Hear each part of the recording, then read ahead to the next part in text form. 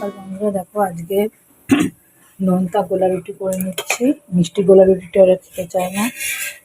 আর আমার দুই ছেলে খেতে চায় না মিষ্টি গোলা রুটিটা, তাই এই ঝাল গোলা রুটি করে নিচ্ছি, ঠিক আছে।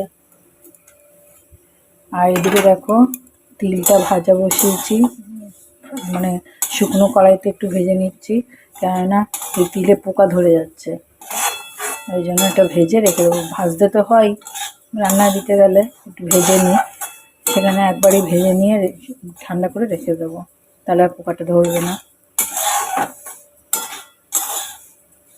আজকে হাজব্যান্ড আবার বেরোবে, তাড়াতাড়ি বেরোবে। আমি সকালে খাবার করবো, আবার দুপুরে খাবার, টেনশানে আছি যে হবে কিনা ঠিকঠাক, জানো তো।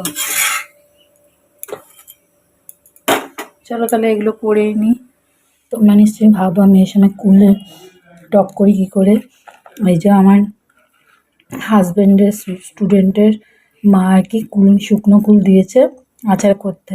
এটা তো পুরো 1 কন্টেনার ছিল, বাকি আরও ছিল, আমি আমার মেজোজাকে দিয়ে এসেছি, বুঝেছো।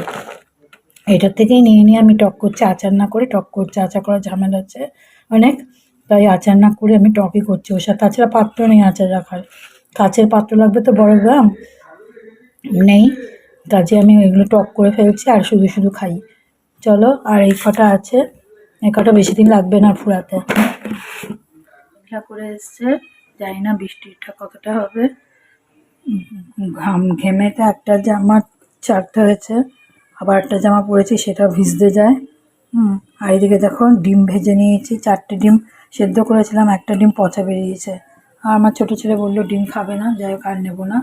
আর এখানে ডিমের ঝোল বসাবো, এখন এখানে ভাত হচ্ছে, আর ঝিঙে আলু পোস্তটা হয়ে গেছে। এখন মাছের তেলের বড়া করে নিয়েছি, আর এদিকে হচ্ছে ঝিঙে আলু দিয়ে পোস্ত, ডিমের ঝোল, এটা হচ্ছে কুলের টক। এই হচ্ছে আমাদের রোববারের খাবারের মেনু। ভাত বাড়া হয়ে গেছে, চলো এবার খেয়ে নিই।